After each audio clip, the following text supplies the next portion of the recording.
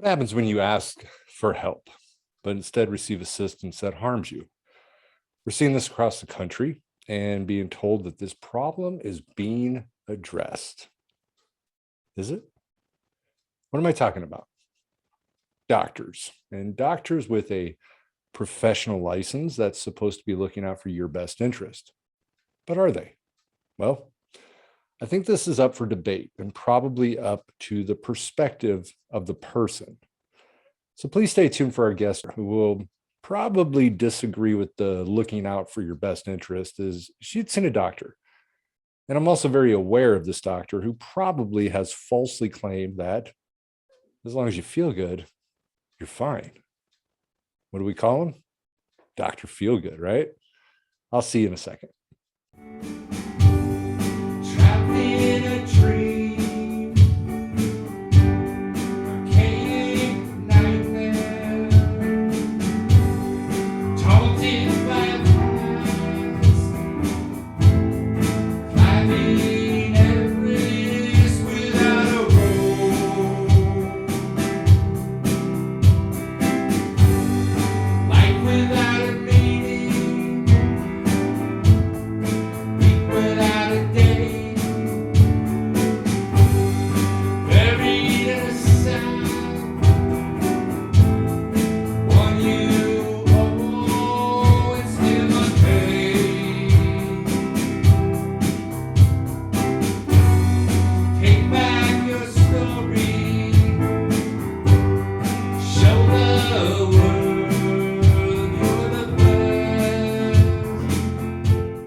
Hey, this is Eric McCoy, and I am happy, I am stable, and of course, high, but I'm always clean. Welcome back to High Wall Clean. You know, doctors can sometimes be our worst enemy if they aren't really looking out for our best interest. One pillar of ethics, and I teach this in school, is that always comes to mind when I think of this is non-maleficence, which is to do no harm. What is it that causes these experts to not care about their patients? Is it ignorance? Is it stupidity? Or honestly, what I think it is to make sure that they keep these individuals. And that's kind of the way I've always thought about this.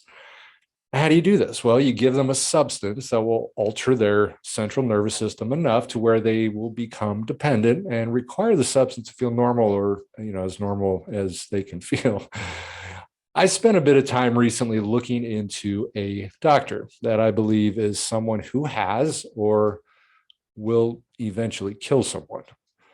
Now, with the first visit, and I want to explain this real quick, I received 3 separate prescriptions of Adderall, 30 milligrams daily, dated a month apart. Again, 3 separate prescriptions, 300 milligrams once a day of Wellbutrin, 25 milligrams of Seroquel daily, and 100 milligrams of Prestique daily. The second visit, I decided as the patient to add Xanax. All the same meds as before, 2 separate prescriptions of, again, 30 milligram Adderall, but this time 2 a day, which is the maximum that you can get. And also upped my Seroquel from 25 milligrams to 200 milligrams. Now, just for fun, I did go a third time and I received 3 more prescriptions of Adderall, the highest dose again, and I increased the Xanax from 0.5 to 1 milligrams. And I also increased my 200 milligrams to 400 milligrams of Seroquel. An amazing cocktail. Uppers and downers. Now, I have today a guest who, unlike myself, I think actually saw the same doctor for legitimate reasons, since I didn't. I actually went strictly to see what I could get from this doctor. And I want to thank you so much for coming on today. Thank you for having me. Yeah, and I'm glad that you're willing to share your story. Absolutely. One thing I found about this guy, and I know we're not going to mention his name, is that there are no tests, or there were no questionnaires that I was given. And I want to ask you real quick, just to start off, is what was the reason that you saw this doctor? He was my family practitioner when I was younger, like in my early teen years. So he was a general practitioner that, my parents took my brother and I to, that was our family doctor that we trusted. And the the meds with him started at a pretty young age. But it started off slow. It started off with like him, testing out Zoloft on me and Effexor. And I mean, I was a healthy, you know, normal teenage kid, and I didn't really have anything out of the norm. You know what I mean? I wasn't like severely depressed or anything like that. I mean, I've always had pretty high anxiety levels, Mhm. but I think a lot of that comes from all of the prescription medications that basically been a guinea pig on. So honestly, when I first went in there, it wasn't for anything except just normal stuff, but it snowballed very quickly. So you went into him as a family doctor. I did. Yeah. Okay. Did he ever take your blood pressure? Um, Gosh, you know what?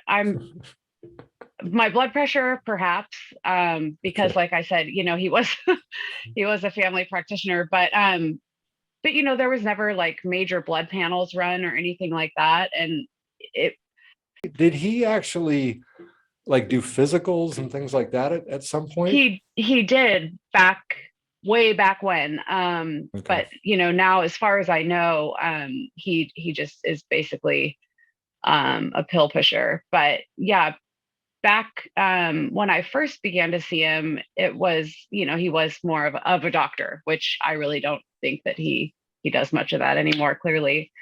Um, Yeah, I saw him twice in 2018, which was the first time I went and saw him. And it was again to see how, easy it was to get things or what you could get yeah, from him. And then I saw him another three times in this year, in the beginning of this year. And never once did he do any kind of questionnaire examinations, or take my blood pressure or that's anything. yeah, it's really scary because the amount of stuff that you said that he had just given you is that's like you said, quite a cocktail. When I started out with him, like I said, he was just my general practitioner, but it soon grew to be a lot more than that. And it was, you know, I was about 16, maybe 17 when he first started out giving me opiates. And it started out with Vicodin because I had, menstrual cramps, as most 17-year-olds do, But it started out with a script of, I think, maybe 30 or 40 of the Vicodin ES with 10 refills. Mm. And yeah.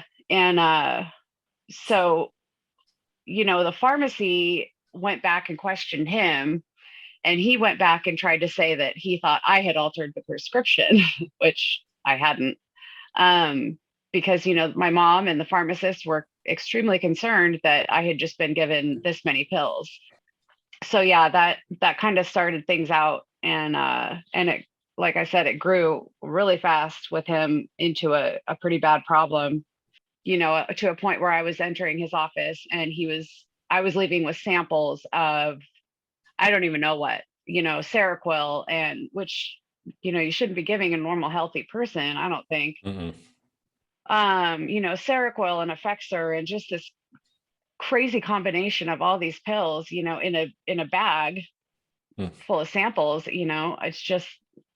It's careless, and it started a roller coaster of not very fun events for me. So Let me ask you a question on sure. the opiates that you were given. Mm-hmm. And just, I mean, obviously, you can answer this better than I can, but is it common or typical for a doctor to give opiates for menstrual cramps? I don't know so much anymore, but this was back in the late 90s when, the whole pain movement had begun. Um, and I think we can thank Purdue Pharma for that. Yeah. As pain is the fifth vital sign, and you know what I mean? Like, all the stuff that they were pushing. I don't think that that's very common anymore. I certainly hope not. But yeah, I went in and um, it started out with menstrual cramps, Vicodin for that, and then I got in a couple of really bad car accidents, and then the problem just exploded after that. It got really bad, and this particular doctor was a big part of that, and then I ended up being referred out to a pain management doctor after that, and that's when the fun really began. But it all started with this particular doctor that we're talking about right now. Yeah. Now the pain manager. How old again were you when this was I was happening? seven. I was 17 when this all started, and I saw him for a couple of years, and it was always, you know, it was always for pills, pretty much, Mhm, if I'm being honest. mhm. And then, after I got in that car accident and things actually legitimately got really bad. Then you had legitimate reasons for pain meds. Yeah, exactly. Yeah. And at that point, I don't think he really knew what to do with me anymore. I did legitimately have a back injury. And so I was referred out to this pain management doctor. And when I got there, the first time I left his office, it was with fentanyl patches and the Actic fentanyl sucker and Oxycontin, I Wow. stuff that you shouldn't be given to somebody that, you know, isn't dying of cancer. Yeah, and especially so young. Yeah. Yeah. And so you got, I'm assuming, physically dependent. Oh yeah. Hmm.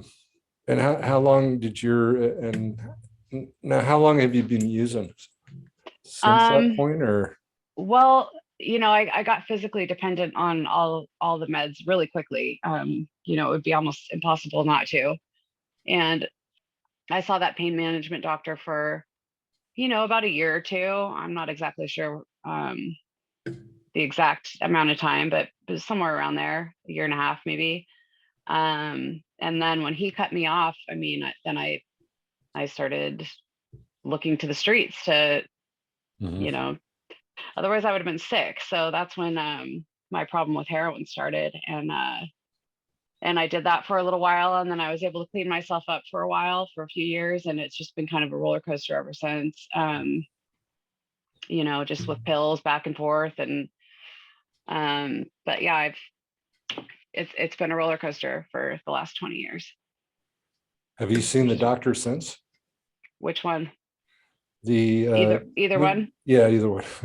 No, I haven't. Okay. So Yeah. basically you had at 17 years old, you went in, you got a bunch of pain meds from this one particular doctor, you got in an accident, then went to another doctor, they gave Hmm. you more pain medications and then cut you off. Yep. And then you went to the streets and you got on heroin, you said? Yep. Yeah. Yeah, because it was And a cheaper alternative. sure. So yeah, I did that for a while, and then I was able to kind of clean myself up, and then went back to pills after one thing or another, and um, I haven't been messed up for the whole 20 years of it, but it's been a roller coaster for the last 20 years, Mhm. and um, it's a daily struggle, and it always will be, because that once that switch flips in your head, and you can't unflip it, unfortunately, especially with opiates, which is, I think, what a lot of people have a really hard time understanding, is that once those your brain chemistry has been altered by it, it's real hard Mhm. to maintain without it, and it takes a very strong-willed person to pull themselves out of that Mhm. nightmare, and that's exactly what it is a nightmare. Yeah, you got to stay committed. Absolutely. Yeah, for sure. Now, what's the longest you've had clean before? I mean, like, completely clean, or are we talking like California clean?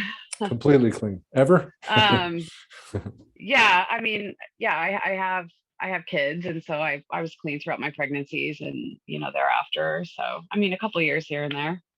Okay. And Yeah. then what would happen?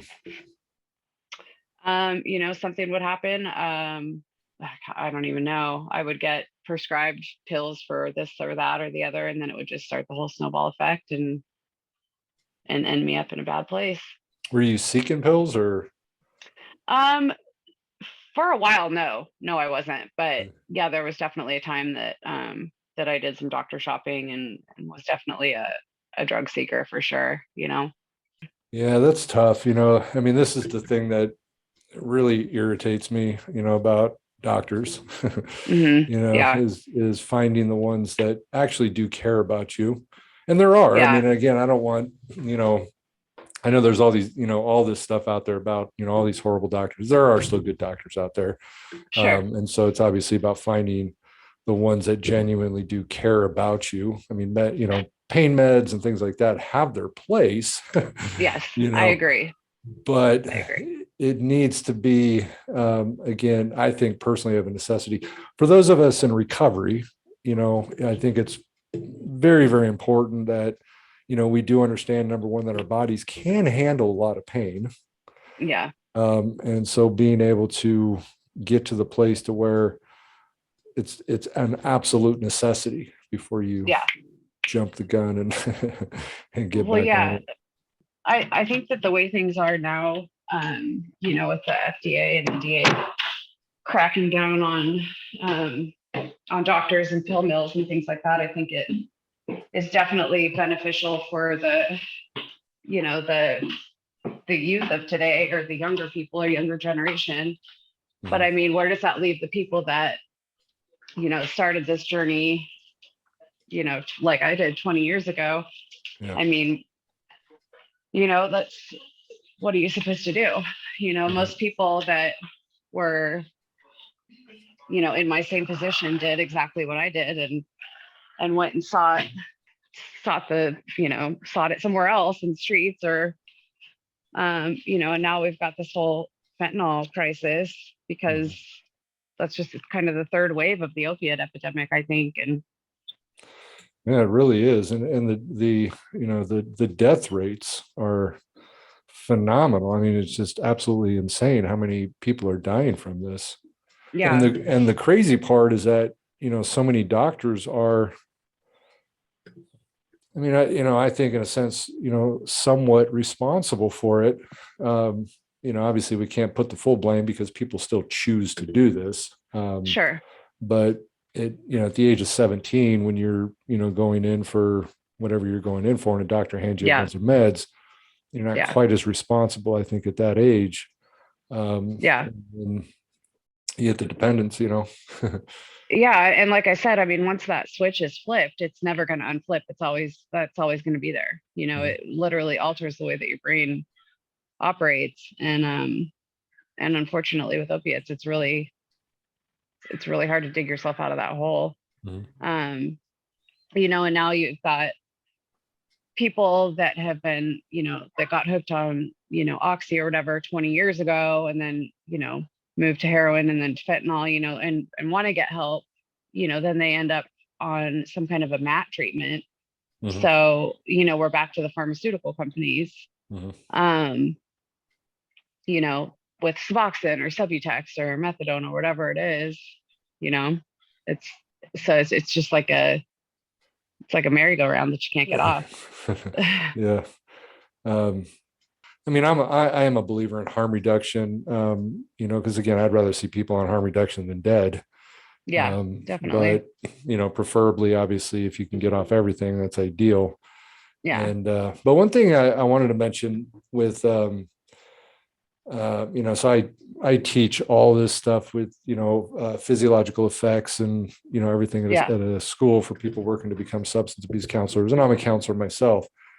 One thing that, you had mentioned the switch, right? That off and on switch, Yeah. with sadly the on switch being in the mid part of the brain, which is our survival part of the brain. That's why it's so scary. Hmm. And the off switch being in our prefrontal cortex. But again, sometimes the survival part of the brain is more powerful. But one thing that I see with a lot of people, is number one is time, Yeah. is time. It's not, the concept of neuroplasticity, which basically you put drugs in your body, there's a neuroplasticity, your brain changes. It goes from homeostasis to a state of allostasis. This works against you. It works for you at the same time while using, because it actually saves your life because of the changes that happen. If it didn't happen, you would die.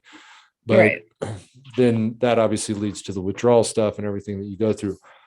But then there's a flip side to it, and a good side to it is that neuroplasticity also will help heal your brain, but it definitely doesn't happen overnight. Right.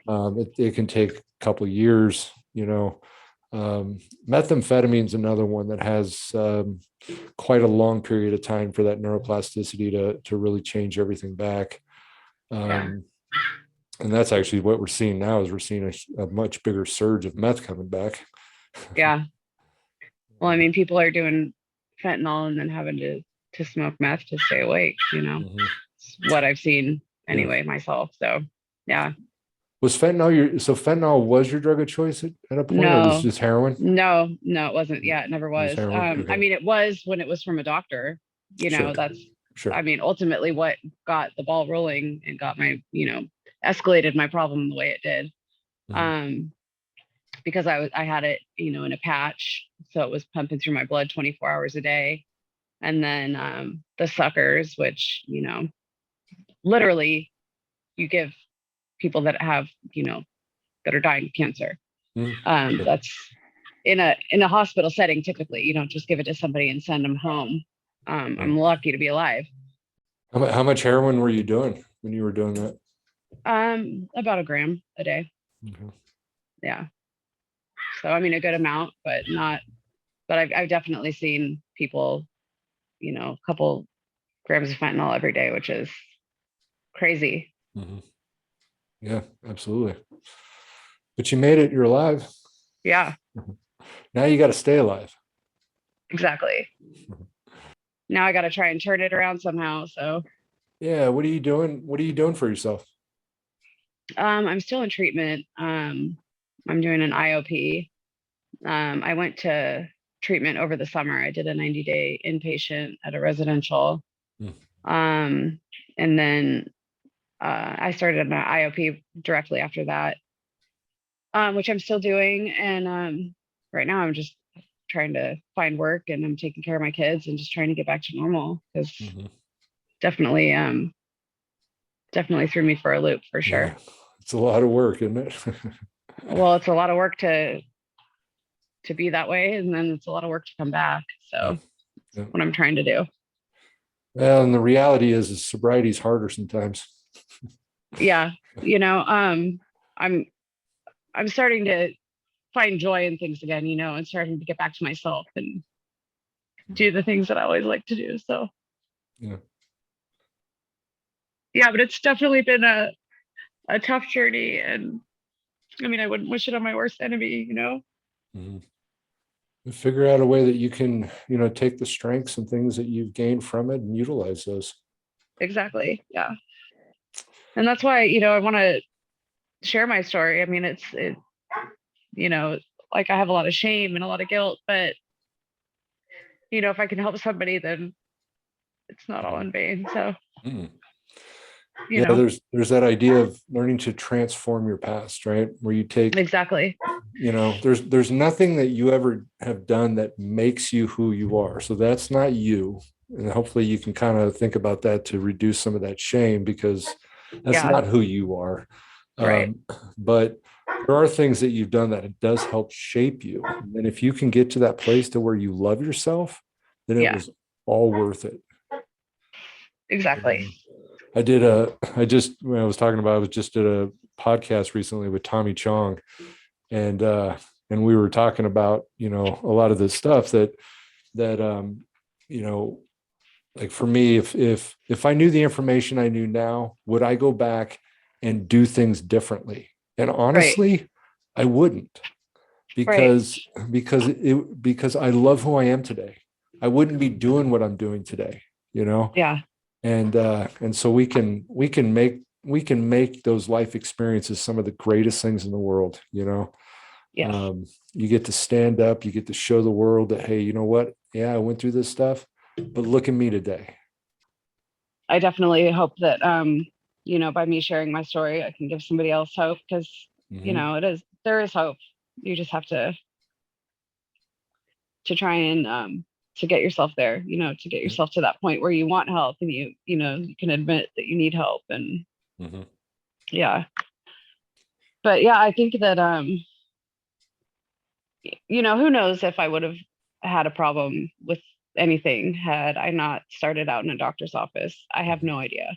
Mhm. I don't know what my life would have been like, but yeah, starting out with that particular doctor, it sure did shape the way my life was for a long time.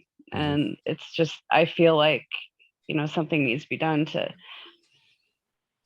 s- uh, to stop it. I mean, there's for you to be able to go in and get, Just whatever you want.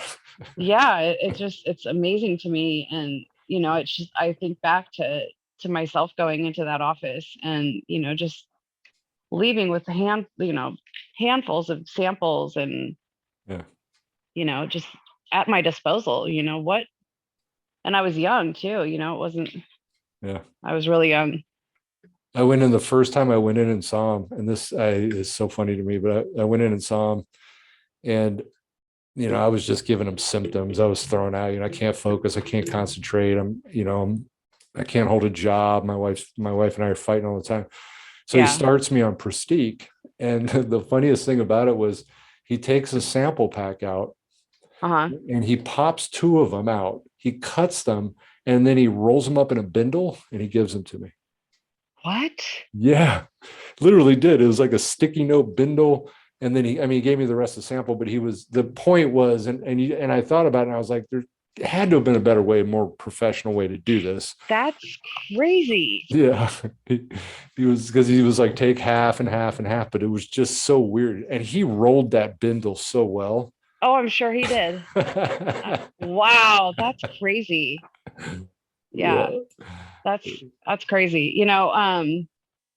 This sadly, the story with him, it doesn't end with just me. Yeah. My dad had, like I said, he was our family doctor, and my dad had been on the same,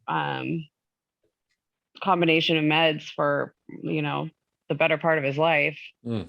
25, 30 years at that time.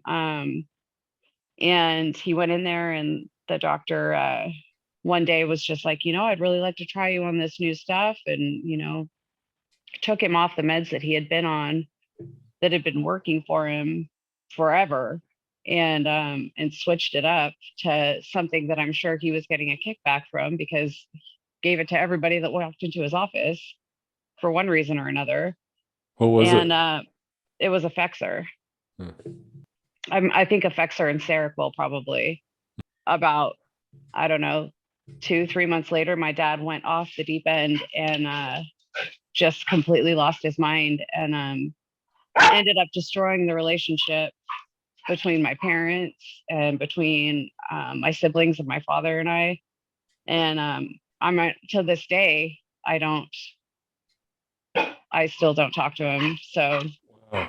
I mean, whatever happened in his brain, you know, caused him to literally fall off the deep end. And And he never returned?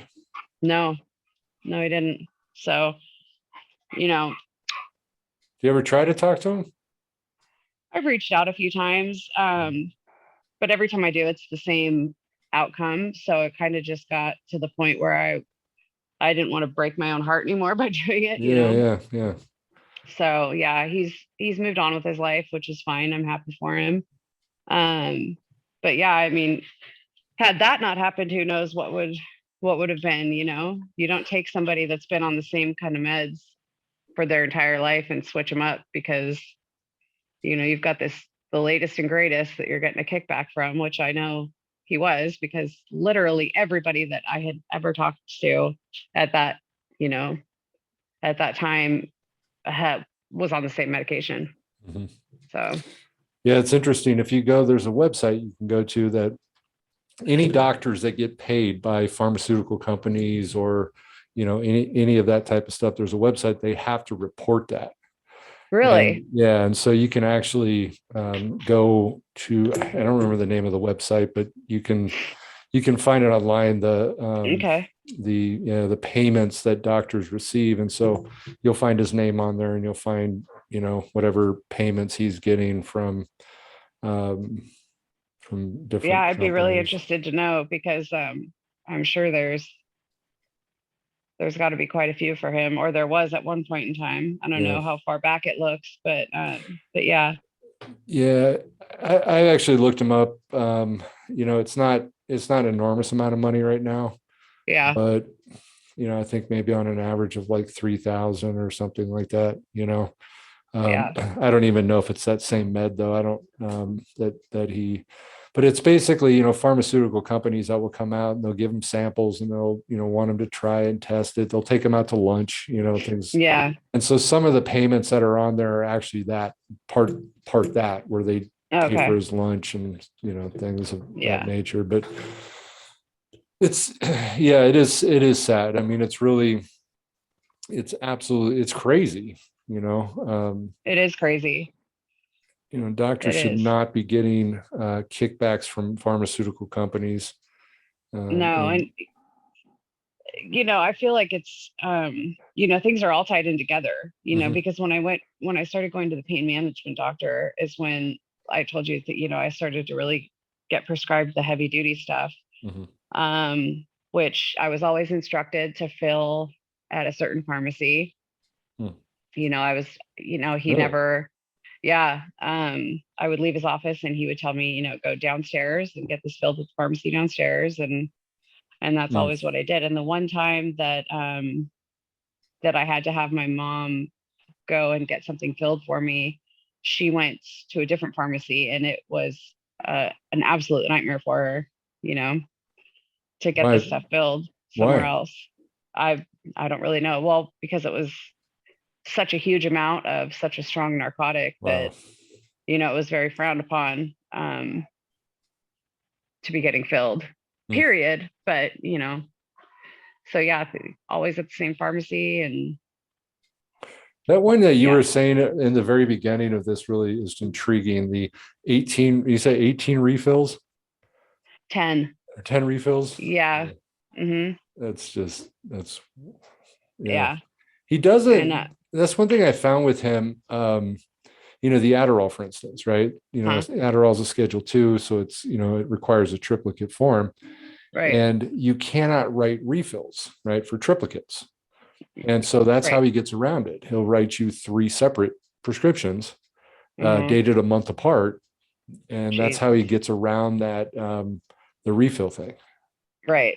So you're not having to go back into his office or call for refills. You've already got it all Yep. set.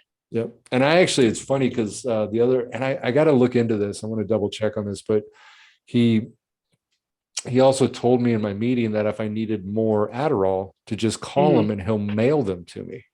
I don't think Oh, that's legal.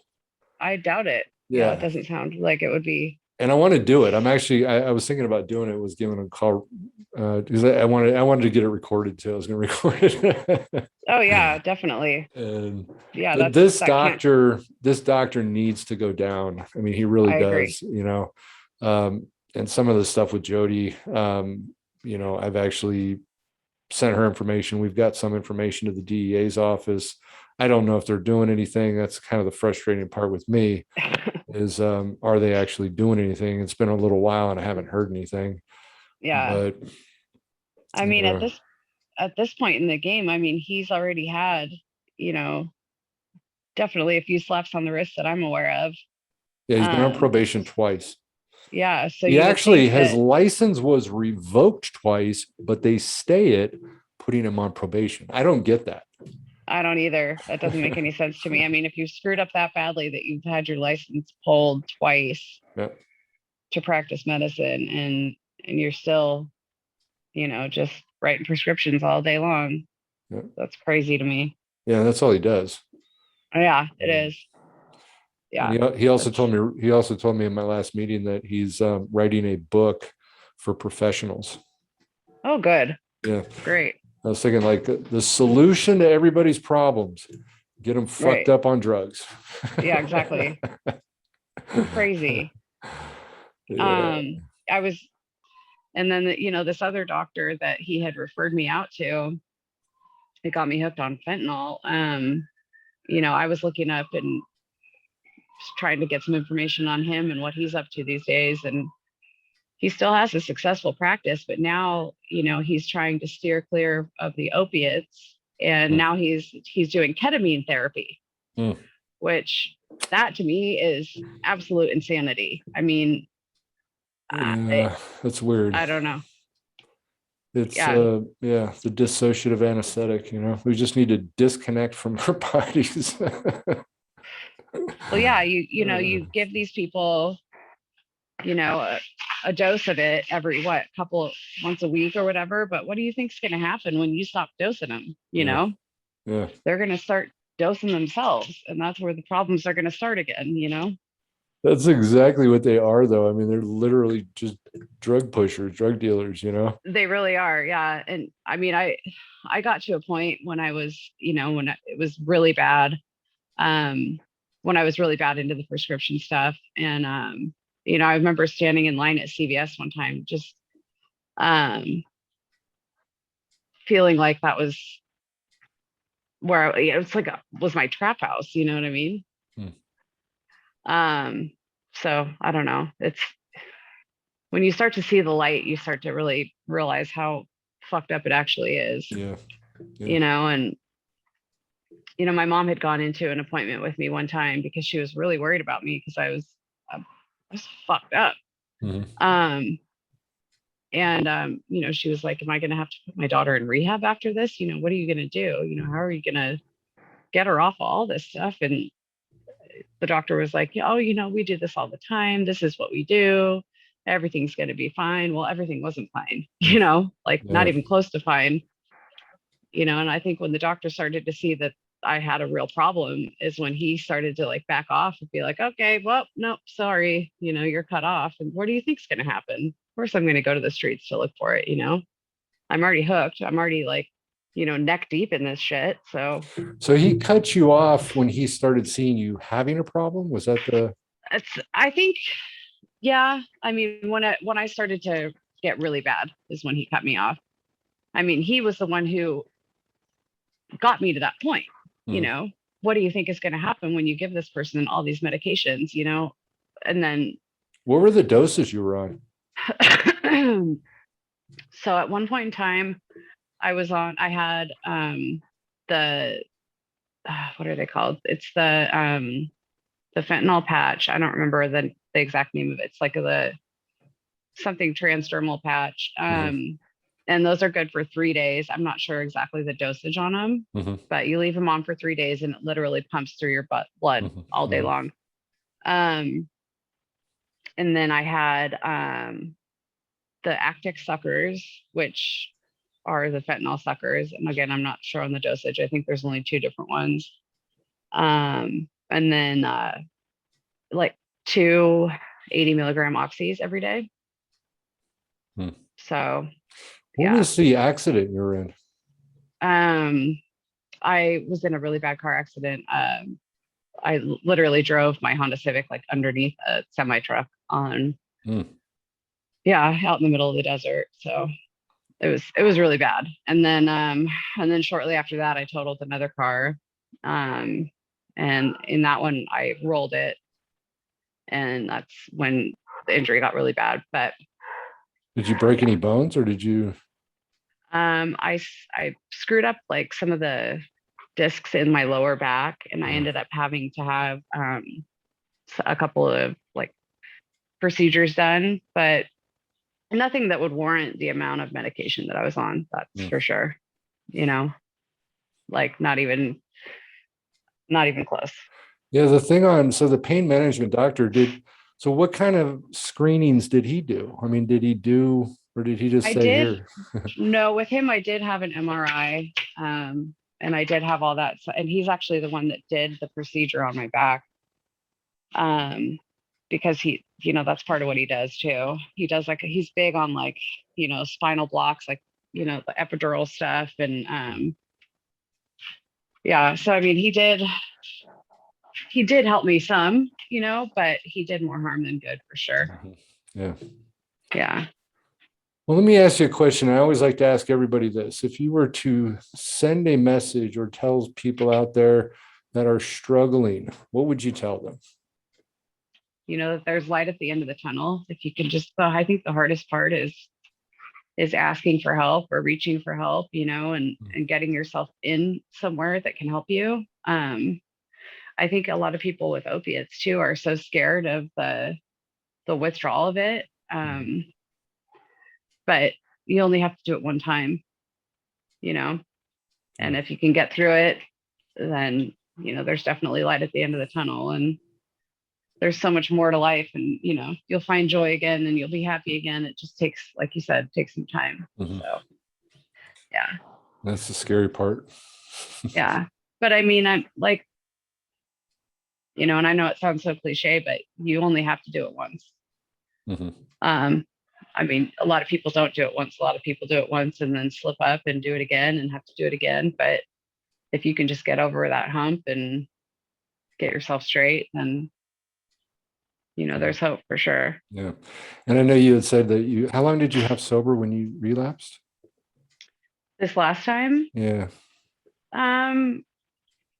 like 4.5 months or so, but I was doing it by myself. I wasn't working a program. I hadn't gone into treatment. I was just like doing a mat kind of deal with a doctor, on Suboxone. So, yeah, I mean, I wasn't working a program and doing the things that I should have been doing. So, I had a little slip up, and it was a pretty big slip up. It was like a couple week slip up. And then right after that is when I checked myself into a 90-day residential, and sorry. So yeah, then I did the 90 days, and then I started IOP right after, and I've got a lot of support through that, and my family's been super supportive and there for me, and they just want me to be normal again, and happy and not struggling and fighting for my life every single day. Well, I know you can do it, Thank you. Yeah. I mean, I have a lot of faith in myself, and it's definitely been a rough journey, but yeah, just build that, build that support system, have those people in your life that, you can always reach out to. For sure. And you've got my email if you need to ever, if you ever need any help, or you can always contact me. Thank you. Yeah, I appreciate it. And yeah, I mean, I'm sorry if I'm stumbling over my words, and yeah, you're good. Yeah. But yeah, I mean, it's a big problem right now, and it's really sad. It's affecting so many different people and of so many different walks of life. It has no boundaries or bias. It's out there, and it's fucking people up left and right, and it's scary. Yeah. Whenever people see a doctor, know what you're taking. That I think is the key. You can't, if a doctor hands you something, research it, know what you're taking, because you're going to pay the price, right? Absolutely. Yes. And I think that's really important for people, because every choice we make in our life leads to something. And definitely. Well, hey, I want to thank you so much for doing this. I really appreciate it. Yeah, no, thank you for having me. I appreciate you letting me share my story. Absolutely. Is there anything I didn't ask you that you want to say, or? I don't think so. Yeah, I wanted to definitely share my experience about this particular doctor, because it's really scary what he's doing, and he does it every day, all day long. So yep. Yeah. He does, and he's going to kill somebody if he hasn't already. Yeah. I believe so. Yeah. But hey, I want to thank everybody for tuning into another episode of High While Clean. And as I always like to say, keep getting high, but let's do it clean. I'll see you next time.